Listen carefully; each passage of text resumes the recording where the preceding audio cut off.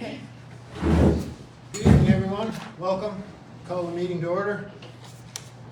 Please be aware RMB Council meetings are live streamed to facebook.com/BelfastPEI. Live stream comments are not monitored in real time and during the council meeting. In the spirit of reconciliation, we acknowledge that the land upon which our organization stands is unceded Mi'kmaq territory. Epiquick Mi'kmaqi is covered by the historic treaties of peace and friendship. We pay our respects to the indigenous Mi'kmaq people who have occupied this land for over 12,000 years, past, present, and future.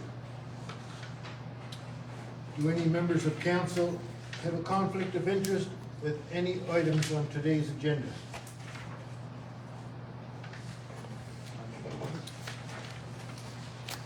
Are there any other suggested items for today's agenda?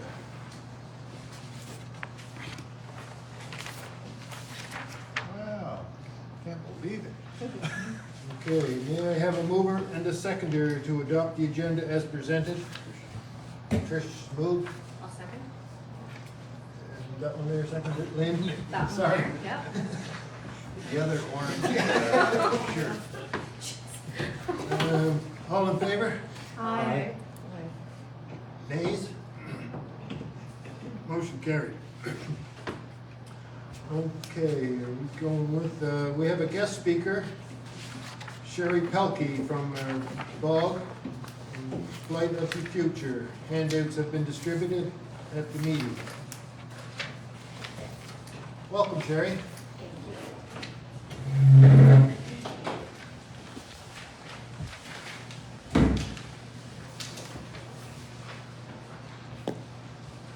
So council, thank you for allowing us the time this evening to get this message out.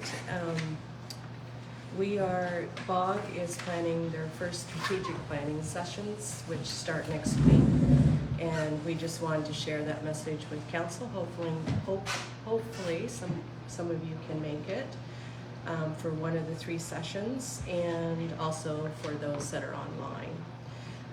So next Tuesday, October the 22nd at 6 p.m., we will begin our sessions here at Wood Islands. And we do have a special keynote speaker, Gary Snyder, who will talk about the vital role of healthy riparian zones in watershed health.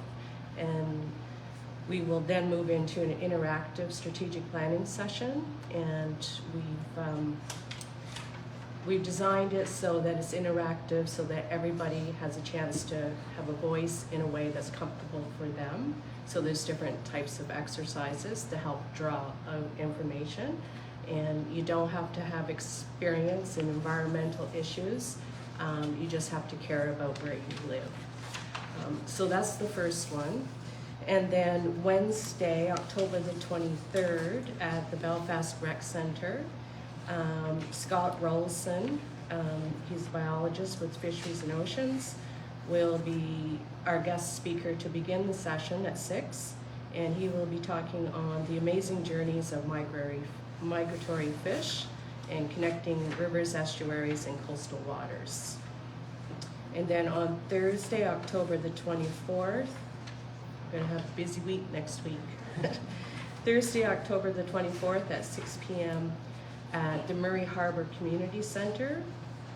Our special speaker will be Carolee McCaskill, and she is the provincial watershed coordinator, and her presentation will be about Let's Go Watershedding. So it's understanding the environment that supports our lives. So those are open to all, no registration. We will have a little play center set up for all these sessions. If people need to bring children, we'll have some Lego and things, because it's important that everybody has the opportunity to come. And then in November, we're going to be presenting Flight to the Future. It's conservation of forest habitat in the RMB, and This is part of a project under the FLPP program, which is a Forested Landscape Priority Place for Species at Risk. And it is funded through Environment and Climate Change Canada, the Canadian Wildlife and PEI Forest, Fish and Wildlife Division. And this summer we started our first surveys on forest birds. And we would like to present those findings. And also Julie Lynn with PEI Forest, Fish and Wildlife will talk a little bit about the importance of the habitat and why landowners, it's important that the landowners, we know that they respect their forests, but we want to help them in promoting that a little bit more. And so we're developing a stewardship program that we're hoping that people will sign up for, and we will help with all the guidance and everything. But these surveys, we started just in the municipality of Belfast, and we're hoping that we can grow this. And this year we did birds, we started with birds, but we're hoping if we can grow this program that we can include other species at risk and help landowners and forest owners decide on what actions and best management practices can be done to protect some of the species at risk, from bats, bank swallows, lichens, like a whole list. But we just started with birds. So that will be on Monday, November 25th at 6:30 here at Wood Islands. Sherry, Yes. what does BMP stand for? Oh, BMP is Best Management Practices. Thank you. And Sherry, for the benefit of the folks at home, I know that you have a website they could go to or something to find out this information. Our website is down right now, but our Facebook page is kind of our place right now. So a lot of these sessions are on there.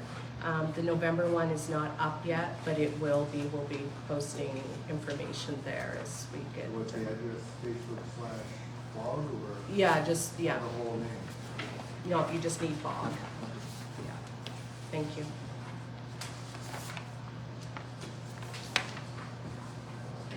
Any other questions? Good luck, I hope you have your running shoes on.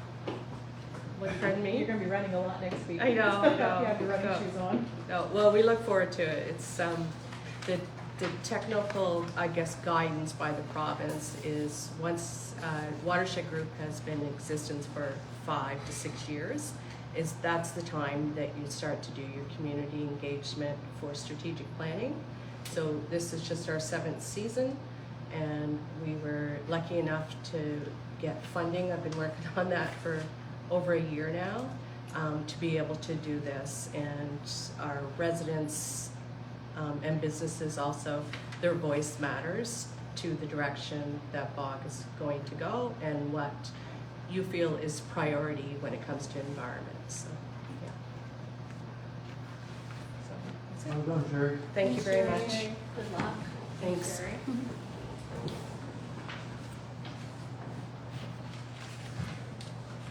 RCMP report for the month of October. Again, Ashley. Sergeant Robinson was unable to make it tonight, so he sent along his report for Belfast, which I've included in your packages. Not much has changed since last month. We're maintaining our steady low average of incidents, so good work. And that's all for me. Okay, thank you. Public presentations, if any.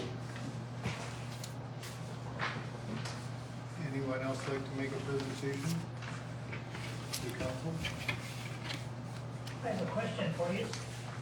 Sure, can you state your name for the record, please? Glenn McDowell, Glenn? in Grandview, Glenn? Glenn McDowell. Glenn McDonald. The word is you're trying to increase your area past Grandview, is that correct? No. I'm not sure if you know, but it was on the agenda, well, for the past year, but last August, council decided to stop the annexation exercise process. So there is no annexation discussions that are going to be going on, at least with this council, over the next couple of years. Maybe with the next council, they may decide to bring it up, but this council is not planning any discussions on annexation. For the, I don't keep the hearing on. Thanks, Doug. Thank you, Doug.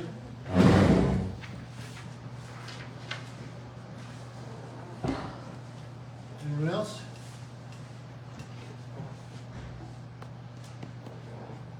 Okay, adoption of the August 14th, 2024 final ASC committee meeting minutes. Attached, previously stated, all changes have been incorporated. And as is, there are no further ACS meetings. This item has been brought forward for past committee members to approve at this council meeting. And as Catherine's not here today, it's basically just Billy and Garth that are going to approve those minutes. So I need a mover and a seconder to approve the minutes. I'll move. Moved by Billy, second by Garth. All in favor? Aye. Aye. Nays? Motion carried. Okay, business arising from the August 14th, 2024 council meeting minutes. None. Adoption of the September 18th, 2024 council meeting minutes. Attached, previously distributed, and all changes have been incorporated. May I have a mover and a seconder to approve the minutes of the September 18th council meeting as presented? Moved by Trish, Second? second by Lynn. Remember her name? Yeah. All in I favor? just got a second there. All in favor? Aye. Nays? Motion carried. Okay. Business arising from the September 18th, 2024 council meeting minutes addressed in today's agenda. CAO report. Bob Brooks. Thank you, Mayor. I'm happy to report we have a lot of good financial news. We all our expenditures and revenues are on track. I'll remind you that the province made an error in their projections of what the amount of assessment money was going to be on a monthly basis, so we end up getting an extra $2,000 approximately per month. So our finances are good, which also enabled us to basically pay off all of the community grants as quickly as possible, with the exception of the ones that are on a monthly basis, which is community pantry and the fire hall. So our finances are good. Nothing is unexpected.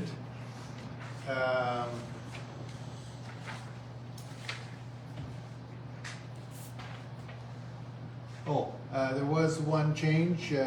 You'll remember that we made a commitment to for the second generator funding. We had put monies aside for that, so that bill came due, so I had to take some money out of the account, or out of that reserve, and put it into our checking account to cover that, since it was now up, and that's what it was for. So everything's on track the way it's supposed to be. Yep. Okay, so that's it financially, unless somebody has questions, and Charlie does, I can tell. Just a quick question, the share account, Yep. looks like we don't really use it that much. Do we pay a monthly fee for the account? No, we don't. Okay. It's basically, every couple months they throw 3 cents in there. 3 cents is 3 cents, I guess. I don't know why they have it, but it's Okay, there. as long as we're not paying No, we're not for it, paying for it. so. We get 3 cents. Okay, Thank you, Bob. Yes, they do. Anybody else questions on the financial report? Okay, an official community plan and development bylaw, CAO Brooks. Okay, well, since we have some Facebook viewers, I'll read what it says. So for the official plan and development bylaw, following the public consultation session that we had on the 21st of September with FOTAN, also John Ployer, the Rural Development Officer, Council, and the public, RMB met with GPI Lands Division. We had a bunch of questions and they had said they would love to answer them. So the purpose of the meeting was to answer council questions on official plan and development bylaw processes, find out the Lands Division initial assessment of the draft FOTAN official plan and development bylaw documents, learn about implications for the municipality about taking on planning duties in the municipality, discuss the financial implications and projected annual costs, and get development permit statistics for our area over the past few years. I'm happy to report it was a full meeting and they answered all those questions.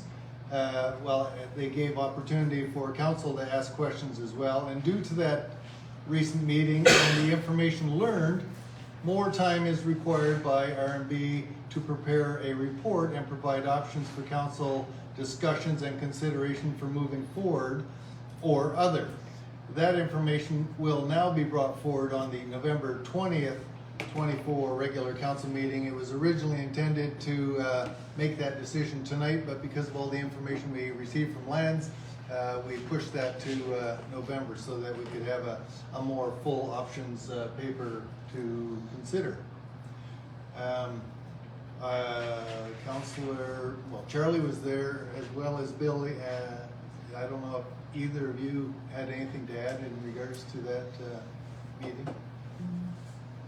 I think that my big takeaway was that even once we hear from you about some of the options and kind of updated information, it seems like there probably is a lot more work, preparation work to be done on the part of council before we could ever take on that position. I guess my other kind of question to you was, did you find any more information in regards to the funding commitments that we have? Did we flesh that out any further? You know, according to Kevin, who was at the meeting, it's done as a tax credit, and No, I meant the infrastructure secretariat funding for developing.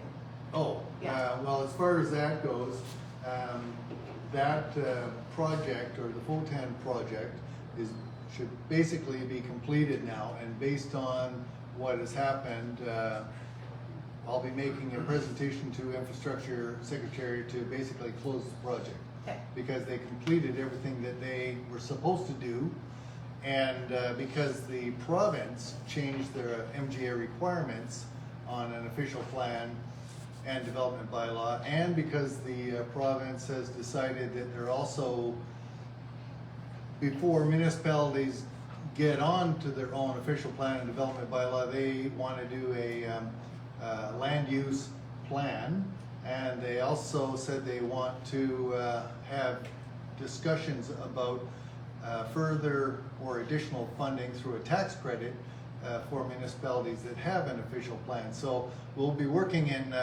cooperation over the next few years with the province as they flesh out their plans, and then we'll be able to bring it back to council. So we'll be able to take the documents that we have, and then once the province does the new work that they want to do, we'll be able to solidify what that looks like. If they're able to do it fairly quickly, we can use all the documents that we have already. We just incorporate the changes that council liked from John Ployer into the document, but council still has to have that discussion just to solidify those changes. But if we're able to, if the province does that work within the next year or two, which is unlikely because Lands was saying it may take 2 or 3 or 4 years, so they're not sure yet. if it happens quickly, we can use the documents that we have already. If they take a long time, more than likely we're gonna be starting over. But at least they'll have all that background information to feed whatever new plan is done by another council. And maybe less starting over, but like really taking what we've had and Exactly. doing a real review of Freshening it it and up. stuff. Yeah. So from like the project's perspective in regards to infrastructure secretariat, our worst case scenario could be that they say you haven't finished it The wor- worst- and you need to pay back the funds. Yeah, the worst case scenario is that it wasn't adopted. We're adopting it for information only. Well, actually, we don't know yet. In November, we'll decide how we want to do that. But if council decides to adopt it for information only and not adopt it because the province doesn't want us to adopt it at the moment, they actually had a lot of, remember, they had a lot of changes that they were recommending. They may say, well, you haven't actually had it come into force yet, so unless you're gonna do that, you have to give us the money back. That's the worst case scenario, and because of the way it's happening, I don't expect that to happen, because FOTEN actually did produce the documents they were contracted to do. And as far as I'm concerned, their project is complete. Now, whether Infrastructure Secretariat agrees with that or not, it remains to be seen. If worst case scenario is that we would have to pay $40,000 back because council decides they don't want to have it come into force. Because it's, as you said, there's still a lot of work to do. So kind of excluding that and saying like maybe that's not gonna happen, then our next worst case scenario is that infrastructure secretariat says, we're willing to work with you with your timelines. We know that there's some other factors kind of like pushing the timelines back, but we fully expect that you, within a certain time frame, take on the planning authority and put it in force. And if you don't do that, that's when you would be required to bring the money back. Yes, Best case scenario. That is a possible option, because you'll remember that the history of all the projects that they have funded for various reasons, through COVID, through Fiona, all of the project timelines were pushed because of that. Mhm. So in some cases, some of the projects had a 3-year delay. In some cases, it was only a 6-month delay. So Infrastructure Secretariat was very willing to adjust the timelines to make it work. They're very interested in making it work. Yep. Okay.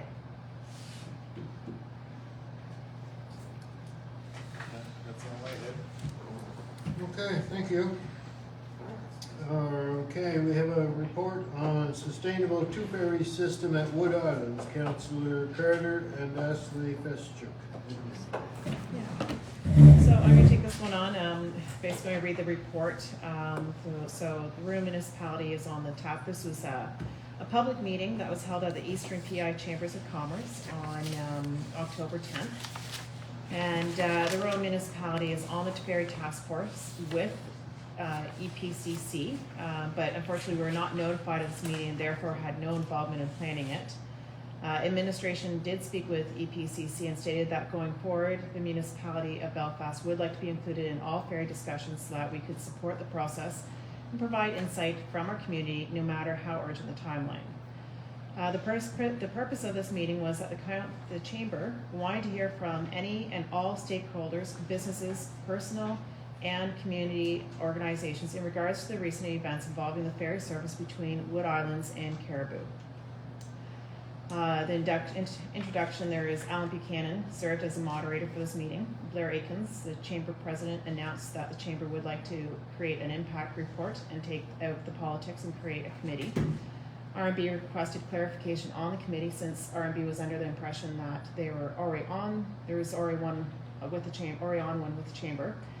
Estimated losses at this point were $500 million. 200 ferry cancellations in 2024 have already occurred.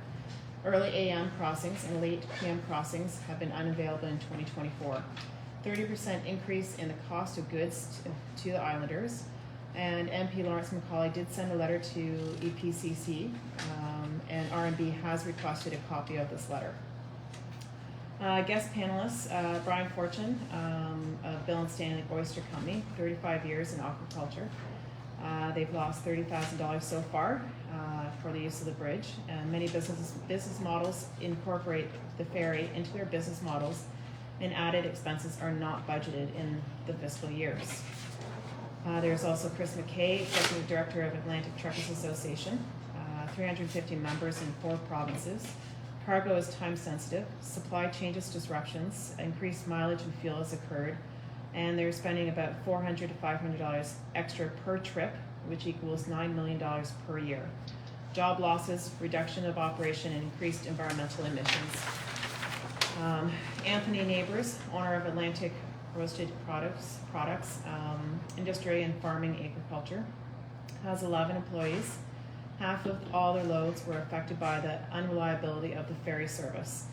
50 trips, which is about $1,000 extra per load, which calculates out to be $50,000 extra that they have already spent. Corinne Clements, Executive Director of Tourism Industry Association, and reputation is damaged tourism, and communicating their negative experience that may have impacted on future visits to the island. There's also Dan DuPont, professional forester, works with PI, Working Forest PI, manages 14,000 acres, president of the Sustainable Forest Alliance, and has 250 employees. He is now leaving the island to start in Newfoundland and cannot support his family and run a business without the reliable ferry system. And this is just the panel. There's many that spoke from the audience about how this is affecting. The status update at this point, Transportation was there. Transportation Canada Representative Tyler Lacombe, Executive Director of Ferry Programs, and Daniel Kumpf, Regional Director General for Atlantic Region. Transportation Canada owns the ferries, which are a contract with operator, which is Northumberland Ferries. And they also talked about the goals and the safety and reliability. An update at this point is MV Surima. They had 4 engines and needs to have 3 to operate to safety code. One of the 4 engines was down, and there's a second one that was being challenged, and therefore the Surima does not meet the safety code required. Repairs were scheduled to be completed October 19th, and unsure if they're able to meet that target. They were hoping that once the Surima was repaired, it would be scheduled to go back into service. Unfortunately, as of the news yesterday, this has not happened, and there will be no ferry crossings with the Surima, and it was scheduled to be returned to Quebec. The MV Confederation, the dock impact issue happened in September. It is in the shipyard being fixed. It is unclear if the work being done will meet safety requirements. The target date for completion is December 9th. However, it must be inspected and tested after repairs.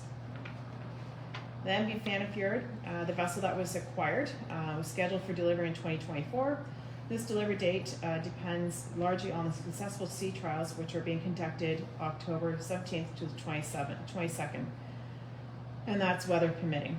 Officials are not sure when the official launch date will be next year. Drills, procedures, crew training, terminal infrastructure, and docking trials will be maintained, but their target date for it was to be May 1st.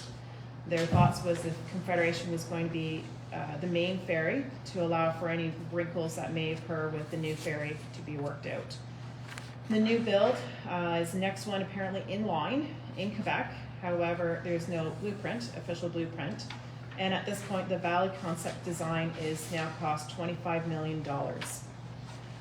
Council this past month has sent numerous letters to all levels of Parliament, and Mayor Gillis received one today from the Honourable Dennis King, and he states in it that the Wood Islands Caribou Ferry is a crucial part of the island transportation infrastructure, connecting islanders, businesses, and visitors to Nova Scotia and beyond. These continued service disruptions not only inconvenience travelers, but also have a significant impact on local economy, particularly businesses in Eastern PEI that rely on ferry traffic to thrive, even outside of peak tourism. He went on to say that, he says, "I want to assure you that I am a strong advocate for complete restoration of the ferry service. For years, we have seen a reduction in crossings and diminishing services, which have been detrimental to both islanders and local businesses. Reliable transportation links are essential to our province economy and quality of life. I will continue to push for immediate action to restore the service while pursuing a long-term solution to secure reliable vessels for this route. He also sent an email, a letter to Premier Trudeau, and Darlene Compton is here and she will be reading that as well. So Darlene, if you'd like to come up. Thank you, Trish.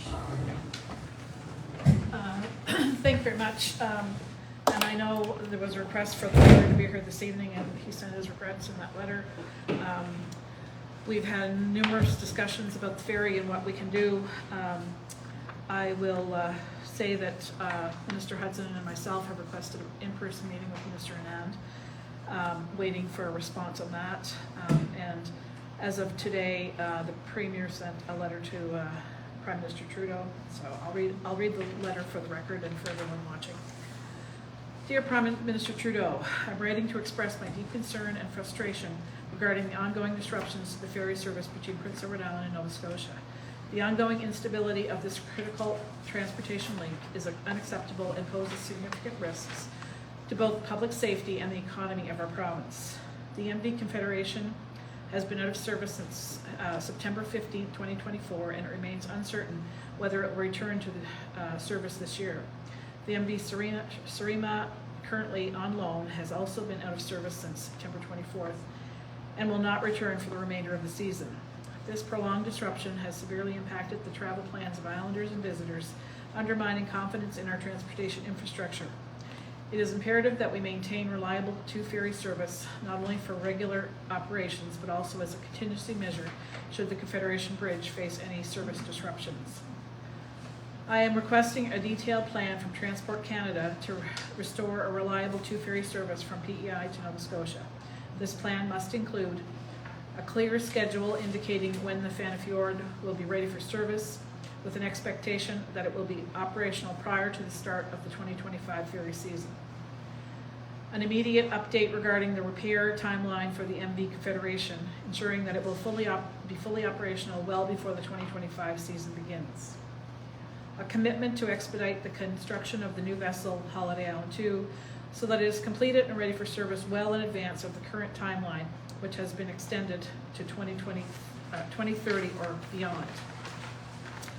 In addition to addressing the service disruptions, I reiterate my call for the federal government to reduce the tolls for both the ferry and the Confederation Bridge to $20. This reduction is essential for islanders facing increased financial strain due to the ongoing service instability. At a minimum, the federal government must implement this as an interim measure to demonstrate a commitment to alleviating the burden on islanders. This situation is critical, and the people of Prince Edward Island can no longer accept delays or uncertainties. To discuss these pressing issues further, I request an urgent meeting with you and the relevant members of your team at your earliest convenience. I look forward to receiving a prompt and detailed response outlining the concrete actions and timelines Transport Canada will implement to resolve these matters. Our province is ready to work collaboratively with the federal government to ensure our transportation links are reliable, affordable, and safe. Thank you for your immediate attention to this matter. Sincerely, Honorable Dennis King. So that has been sent to the Prime Minister, and I know the Premier is waiting for a response. And I'll just also mention that on Friday there will be a live broadcast of Island Morning from Ocean Acres in Murray Harbour.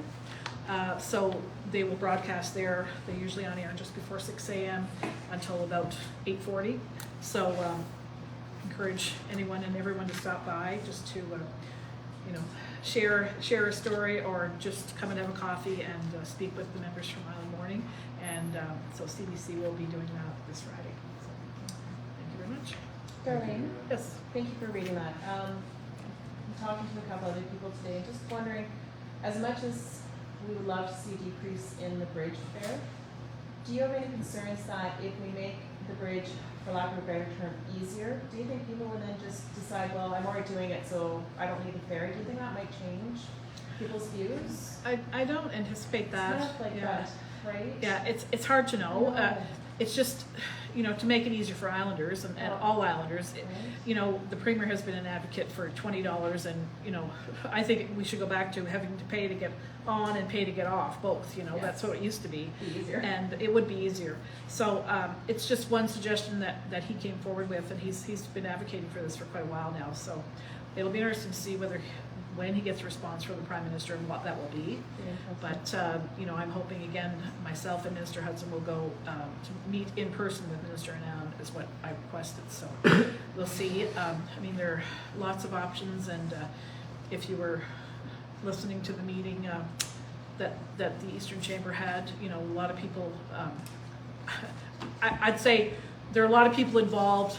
The blame is being passed around. You can't put it all on Northumberland Ferries because they have to deal with Transport Canada, and, you know, Transport Canada deals with a number of departments in government, but I think there are a number of issues that need to be addressed, and one of them, the Sarima, and the fact that that vessel is leased with one engine being out. It should have been fixed through, before it came. well, through Transport Canada, there should have been, you know, someone should have gone to inspect the vessel to ensure that it was seaworthy and that the engines were all where they should be, because the other 3 engines, my understanding was that they were already past their time as far as needing service. So there are just a lot of issues, and one thing I did bring up with the Premier, and it's something that we'll look at, but it would be a long-term solution, is the province possibly creating a Crown corporation that's for infrastructure and PEI and taking over the ferries. But, you know, that would be in the future, but also, you know, give us the money that you're giving, that you're putting out now to Northumberland Ferries, and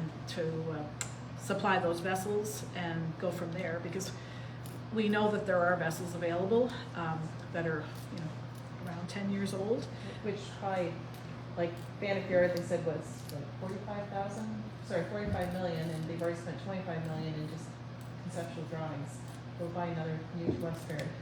And the fact that they're converting the propulsion system back to diesel is unbelievable. Yep. And I think, you know, because we are this green province, why are we not looking at, we've got the capability here through Aspen Kemp to make those vessels, you know, as green as possible, you know, possibly battery or a number of different, I'm not the expert in that department, but we have someone here who is, and why not focus on, you know, making it greener. And there is also precedent set in BC, because this past spring they were given a loan through the Infrastructure Bank to build 2 green ferries for BC. Yeah. And so there was a loan through the federal government for those vessels. So I think there are a lot of issues to be brought up and discussed, and I'm hoping through the Premier and myself and Minister Hudson we can get some answers and come to some positive solutions. So Thank you. I'm kind of just curious, and Yeah. I'm probably a bit ignorant on the history, but it seems like the Confederation has served us well. That was designed.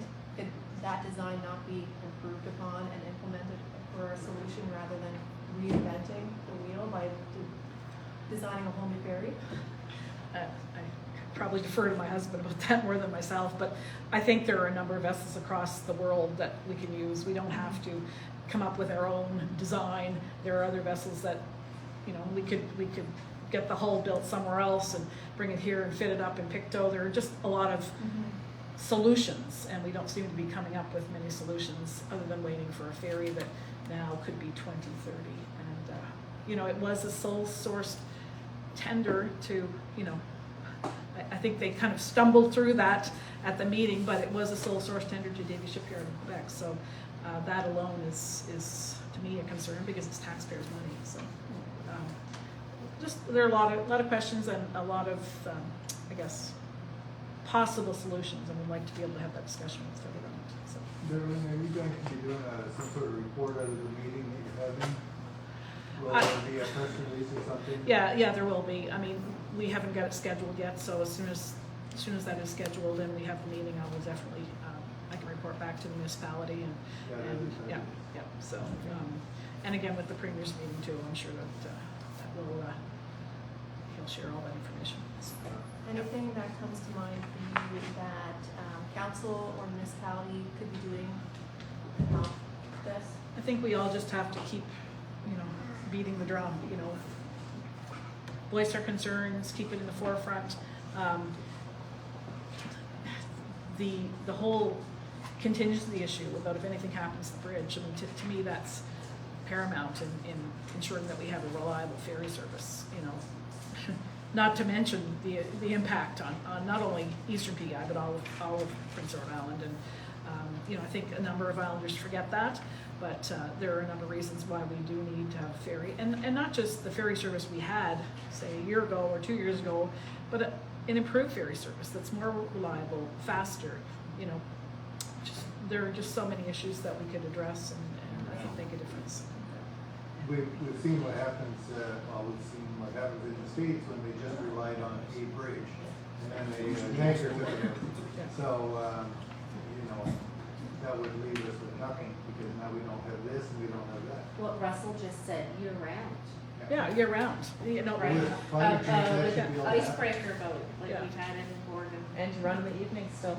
Yeah, I completely agree with that, an Yeah. option for us. Yeah, and it's impacted so many different industries. I know harness racing was usually impacted this summer because they had to cancel some of the stake races in Inverness because the horses didn't get over there in a timely manner because they were waiting here and they had to turn around. And I think they just went home because they couldn't get there quick enough. So, and that's just, I mean, truckers. We can go on and on about.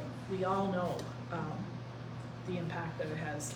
But I think as a municipality, we just have to continue making our voice heard and continue pushing. So. I think there's enough frustration going around, definitely. Just more in their face. It's not just about tourism, and I think that's become really clear now, because that was the original, when it goes down in summer, a lot of people just feel that's just tourism, and it's so much more than that, so. For sure. Economic development through the whole Eastern. Everything. And you know, you feel for all the businesses that now, you know, have 30% extra costs, and they can't push that off to the customer immediately, but eventually that's what will happen, and then they become less competitive, and it affects the economy of the island and the GDP. Thank you. Thanks, Yeah. Mary. Just to add to the report here, for anybody that would like to see the live feed, Russ Compton was kind enough to stream it, and it is actually available on the Eastern Chambers of Commerce Facebook page to watch. So I do encourage everybody to watch it. It is very informative. It's also been shared on our page as well. And sorry, yes, our page too. Yes. Mr. Mayor, can I Yes, make sir. a comment? I'd like to seek clarification. I helped form the committee, the Ferry Task Force. There was a member of the community invited, Mark Booth, and I'm not sure if he was on this council or he's on BCDC, and he's no longer. So Mark was invited. We've only had 2 meetings in that task force until the, for better or lack of a word, shit hit the fan this summer. Then we've been really concentrated on meeting with Transport Canada and Northumberland Ferries. I personally held a meeting with Northumberland Ferries for 3 hours in the chamber office. We got the same, let's say, story then. It'll be back. It'll be, you know, on the 19th and this. All of that said, we would more than welcome the rural municipality of Belfast on the task force. But in our mind, Mark was invited and then he departed. And like Bob, I had asked Mark to approach you because he said, listen, Bob would be a great guy to get a freedom of information and try and get the contract between Northumberland Ferries and Transport Canada. Because we've been trying for years, and maybe you can do that Right, so as the community. Mark did contact me, but he came to me with an idea that he wanted to present. He asked if we would be open to being included in the discussions about the fair. We said absolutely. We had already said that at the Eastern Chamber of Commerce, and then he said, okay, I'll get something to you, and Yeah. that was it. Well, a lot of changes happened in that So, committee, so But to understood. reiterate, the RMB had said numerous times that we're very interested in this subject and being involved in whatever committees. So you were looking for what exactly? Well, if we can have the contact person from RMB so that we can reach out, like, we reached out at the same time to Montague and Surrey and everybody, you know, before the meeting. I didn't understand or realize that you guys were on the committee. So we just like to clarify that whole thing and give us a single point of contact so that every meeting, Bob or. I can speak to that. Yes, I please. actually spoke to Sandra because I Great. saw the post on Facebook. Yeah, it was So out I there reached for a out to while. her and I said, what's happening? Yeah, And I said, okay, going forward, please use my contact information. I don't care how late it is, whatever, you contact me and I'll let everyone know as soon as possible so that someone can be there. Yeah. And so Sandra has it now. good. And so we should But be we would able like a to, designated for sure, point of and that contact. could be me. Great, Okay. great altogether. Perfect. Just to reiterate, in 2016, when Ollie Island was taken out for the whole year because they didn't do the inspections on it, I went to Norway, rode on 3, the Fianna Ford and 2 of her sister vessels. There was 9 of them available at that time for 19 million each, okay? I came back from Norway, sat with our MP, with our Premier, with the Department of Transport, and with NFL. Said, get 3 of these, or at least 1, but you should get 3 and bring them over. Nothing happened, 0. The same thing when Darlene was the minister responsible for emergency response in the ferry burns. Was it 22, dear? Same thing. A year and a half or 2 years later, they buy the Fianna Ford for nearly 40, and it's 8 years older than when it was first offered. So there's a lot of blame to go around, and the reason we had this meeting was not to cast blame. There's just so many mistakes been made.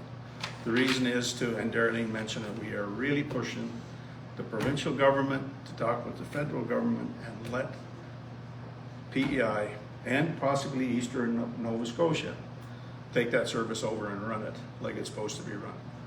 The only other thing, what? Run it like a business. Run it like a business. And the only other thing, my whole career has been looking after offshore oil rigs, which are very complicated as compared to a ferry that goes point A to point B for its entire life. And there is no excuse on NFL's or Transport Canada's to let that ferry, the Fianna or the Surima, come down here with 1 engine out, the other 3 engines over hours, or uninspected. Whatever way, that's what ended up, right? And there is no excuse for that. And I said the exact same thing to the Northumberland Ferries and Transport Canada guys the other day after that meeting. There is no, and it's our safety and our businesses that are at stake. Out of curiosity, do you have any idea who is responsible for repairs of the Surima? Like, it's a Quebec vessel. Like, did they just send it down to us for us to foot the bill, or are they putting the bill? Do we have any idea on that? Right now, the taxpayer Canada is overhauling those engines, to my knowledge. Great. Yeah. And when it came down here, and as I said, my job was to keep oil rigs. It should have been looked after. It should have been inspected and said, yes, it's good to go for the insurance, because if the inspector goes on there and said, them engines are gonna break down, they're not seaworthy, the vessel should have been taken out of service and fixed then and there. But it came down here, not fit for duty. And as everybody knows, Wood Islands, people from Wood Islands and Northumberland ferries are not permitted to go on there except for the kitchen staff and the deck staff. Yeah. But the first officers and the captains all got to be from Quebec, and the engine room staff all got to be from Quebec. So I don't know if you've noticed, but like May 17th long weekend, ferry closed down. Old Home, 4 or 5 closures. Labor Day weekend, the crew was home. Yeah, Yeah. yeah. Thanks, Russell. Thanks, Russell. So you've got Ashley's contact information? Yeah. And as I said, actually, my whole life has been maintaining off. If the RMB needs an advisor to say, what's going on with this ship, I can really help you. I really can. Thank you. Should it have been inspected or not, I can really, really help you. Let's hope that when the Fianna Fjord does arrive here, that it gets an actual inspection, a receiving inspection. So that it is Transport Canada exactly. should do that inspection before they pay for it, Good, after the sea trials. Right? good. Thank you. Okay, thank you, Russell. In the 2023-2024 RMB audited financial statements, the physical statements are not available at this time of publishing the agenda. RMB will hand out statements at the meeting presented by CAO Bob Schultz. So council will see that we do have the audited financial statements. It finally came in at 5:30 tonight. However, I had been in discussions with MRSB, so I already knew what to expect. She was just getting the paperwork in order to send it to us. So all the councilors have a copy. The financial statements are again in great shape. Got a clean audit, and of note, actually there's a particular page I'd like you to take a look at. Okay, so if you look at the revenues page, number 5, page number 5, you'll notice there's a difference. It has the budget for 2024 and then the total for 2024. There is a bit of a difference. You'll remember when we did the budget, there was a possibility from municipal affairs that there was going to be some monies for a project, specifically on annexation and or a work project or work sharing project. And you'll notice the second line, it says government transfers for operations. That didn't happen. So because that didn't happen, it changed our budget significantly. So really, rather than looking at the budget, you can take a look at the total for 2024. Oh, actually, before I say that, in the budget itself, you'll remember we had a bit of a surplus that we were working on. And so we were saying, okay, well, let's eat up a little bit of that surplus. So we actually budgeted for a deficit. We weren't going to be looking for any tax increase to cover it, to have a zero balance budget. Instead, we actually wanted to lose money that year, simply to use up some of our surplus. However, because of the change in the projects, that didn't happen. And also because of that, then it was my job to adjust our expenditures to try and make up the difference. So I was successful, and rather than having a $14,837 deficit, we ended up this year with a $9,102 surplus. So because of that, the only caveat with what I'm about to say is, depending on how my discussions go with Infrastructure Secretariat, like if we have to pay back $40,000, we don't want to get rid of that surplus. But I'll know by the time we do our budgeting next year, I'll have an answer for you anyway. So, but under the consideration that Infrastructure Secretariat won't be a problem and that the FOTAN project is completed, then we will again have further surplus, and there's a possibility that next budget we'll be able to do some sort of tax decrease, possible, unless you decide you want to increase the community grants. That's right there. Yeah. Anyway, if you look at the accumulated surplus at the end of the year, it says 194, but in reality, what's happened is that Infrastructure Secretariat, for the gas tax grants that were projects that we're doing, they've basically paid us all the money for that now, so it's sitting in the account. So it's basically accounted for, and our surplus works out to be about $100,000, which was our target. We always wanted to have $100,000 so that we could operate. We need the $100,000 so you can operate the cash flow and also pay the community grants in a timely manner when they need it, not when we have the money. So it's been working like that for a few years now, and it seems to be working well. Like I said, the community grants is now paid for this cycle, so those recipients are happy. I don't know that there's anything else I need to point out on the financial statements. The auditor was happy. I'm happy if the auditor's happy.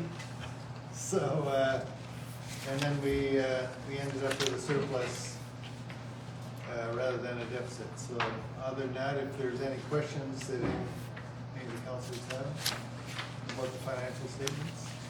Just maybe a clarification. Yep. This would be in like a review and not, because it's more of a review than it is a stereotypical audit. No, it's a It's a full-blown it's a audit every full-blown single year audit? as Okay. mandated by the MGA. Okay, I just thought that maybe No. it was a review based upon the amount that It's were an being audit. charged. It's an audit. They Okay. provide us good service for good value for money. Okay. I'd just like to maybe make a suggestion that maybe we table the adoption of this into the next meeting, so it gives everybody a chance to review it. I would love to say that would be great, except that Municipal Affairs said they wanted the information by the 15th of October. And I said, well, we adopt on the 16th, so is that okay? And they said, sure. Normally what we like to do is give them the information in June, July, and then we'll be able to have this meeting in September or August. Mhm. However, because of all the things that were going on, that was not possible for this year. So typically, it doesn't come in this late. And if there was a problem, like if they said there was a problem with the audit, I would say, well, we're gonna have to push it to November. But because it's a clean audit, and because it's an audit, not a review, I'm comfortable. But if council insists they want to hold on to it for a month and review all the figures, they can. I'll just have to tell Municipal Affairs that they'll have to wait a month. However, the requirement is to have it for yesterday. Literally. But that is your option if council makes a motion to wait for a month. Was there any, we all saw the agenda coming out, was there any concern from the two councilors that couldn't make it, that they had questions or concerns? They did not. And also, if you look in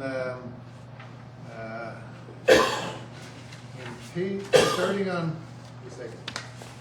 starting on page 8 through to the end, they have all the notes on the budget. Not one of those notes is expressing a concern, any concern with this. We've basically been running the same system for 6 years, so MRSB knows it very well, and they're very happy with the way we've got our Excel system set up. You're still using Excel? Oh. Well, I wasn't going to mention that word. You weren't gonna mention I it. wasn't going, because I didn't want an hour Ah, discussion. okay, good. I'm okay with approving it if no one else had raised concerns. Well, they couldn't because this wasn't available. No, but if they had seen the agenda and said, I want to see that, I've got concerns, but there was no voicing of that ahead of time, so. I'm okay with doing it this time, but I'd like to maybe make sure that in the future, we're not in this position. I've already had that discussion with Michelle, where we're going to try and have it to council for the August meeting. That way, if it doesn't quite happen, then you still got September, and then either way, normally what happens is she'll have the document 2 or 3 weeks before the council meeting, but literally, she got it to me at 5:30 today, even though we had been discussing it the whole time. I knew it was coming out as a clean budget, she just had to put it down on paper. But yes, that is the plan. The plan for next year is to have it come out in August. That way we have lots of time to.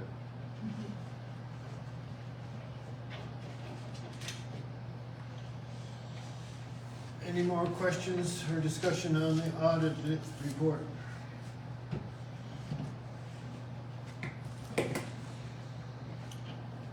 Okay, may I have a mover and a seconder to adopt the audited RMB financial statements for 2023-2024 as presented? I'll move. Moved by Billy, seconded by Trish. All in favor? Aye. Nays? Motion carried. Thank you, Bob, good work, thank you. Okay, our upcoming events calendar for R&B, October, November, December, as presented by Ashley Feschuk. Okay, so first up, we have the Down East Comic Expo, which is happening Saturday, October 26th from 10 to 4. This is the second annual comic book expo. The first one did really well here. There's going to be the ladies from the Sweet Company are going to be hosting a costume contest. There will be comic book collectibles, posters. Some noted writers and illustrators will be here. Troy Little, Brenda Hickey, and Sandy Carruthers, and a few others as well.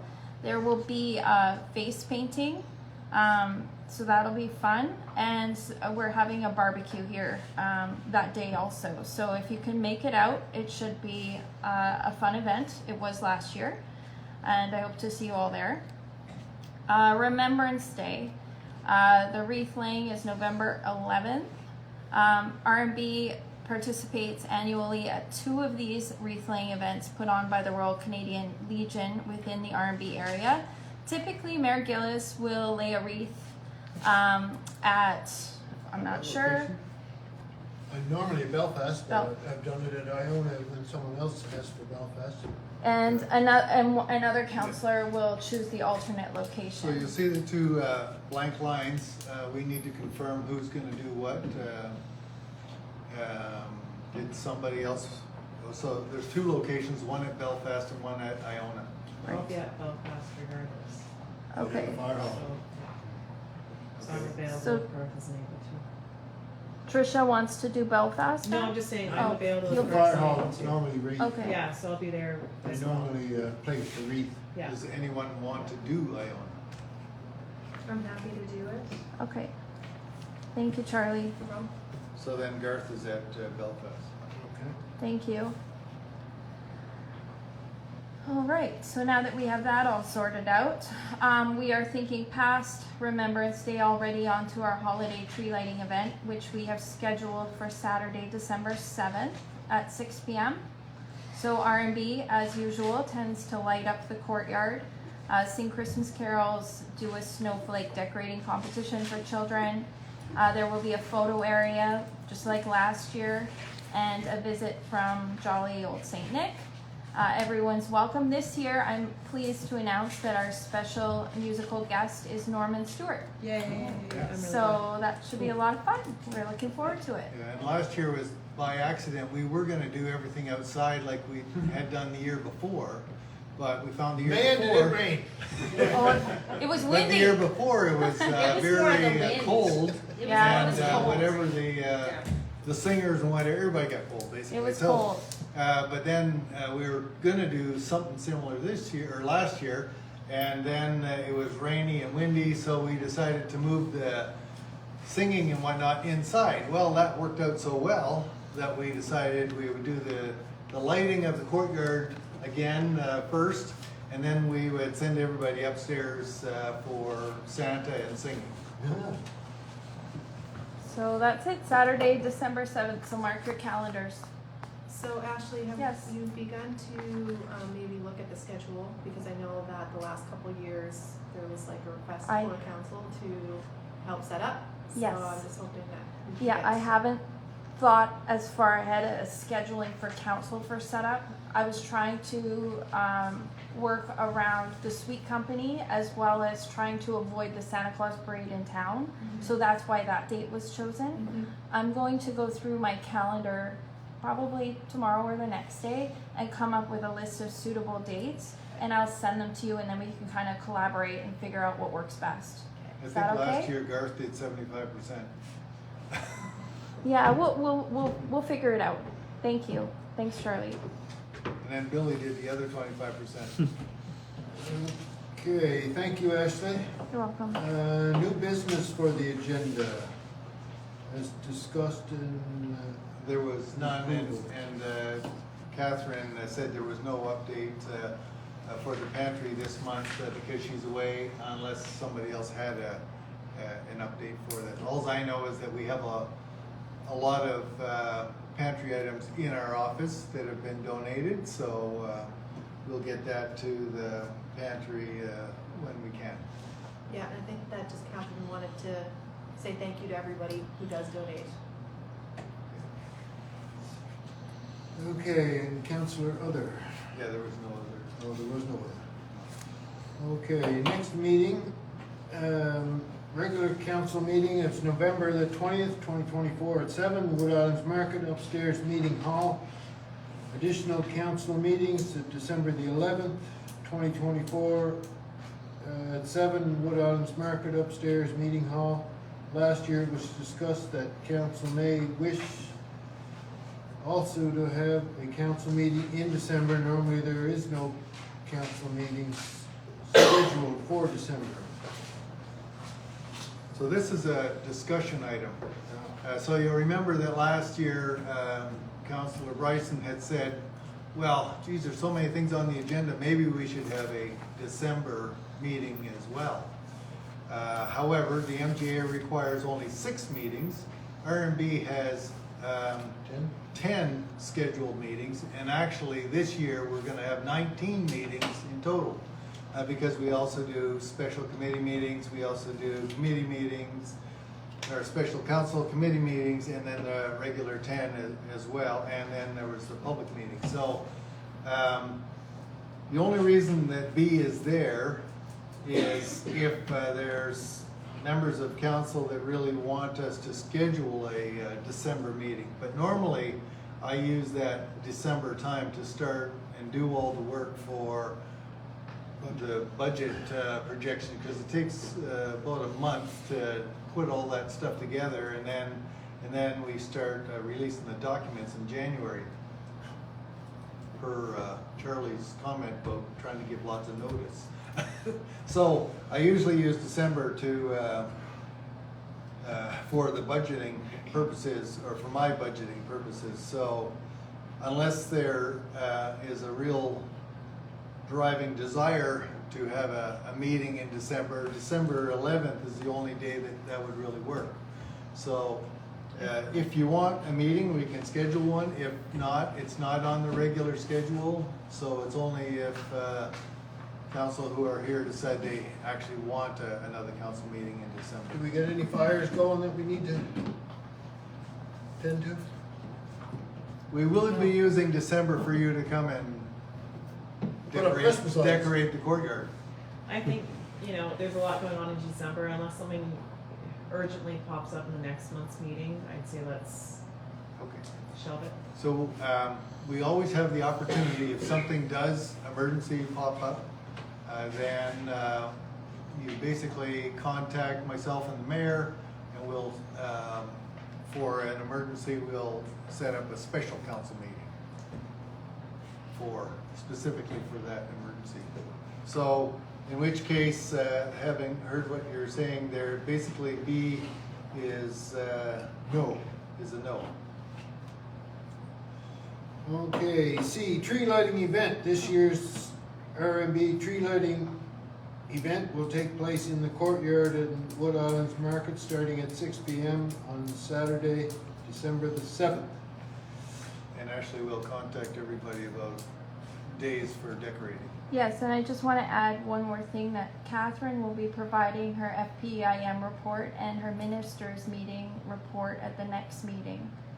Just a heads up that Yep. she'll be doing that. And we'll have something to add too, because we have a The AMA. FPIM AMA meeting next week. So we'll be able to let you know what went on there. Okay. Okay, and we just went through the no scheduled meeting for December. So our next meeting will be on January, No. That's, November. It's just a reminder that the office is closing over the Christmas break as per usual. Ashley and I, well, we'll still Need be a break. working. The office, I'll still be working from home. yeah. But I'll be in the office if any of the councilors need to get a hold of me. just take it easy on the eggnog this year. Yeah. Okay. And so the office is closed between December 18th through January 2nd, but you will be able to get a hold of us. Okay, now we need a motion to move in camera for a confidential HR matter. I move. Thank you, everyone. Charlie moves. Oh, sorry, Charlie moves. Yep. Seconder. Lynn. Lynn, I've been on it too much tonight. So we moved. So Lynn? Should we Lynn say was goodbye? seconder. Charlie was the mover. Should we say goodbye to Facebook fans? Yes, goodbye, Facebook. Thank you for coming.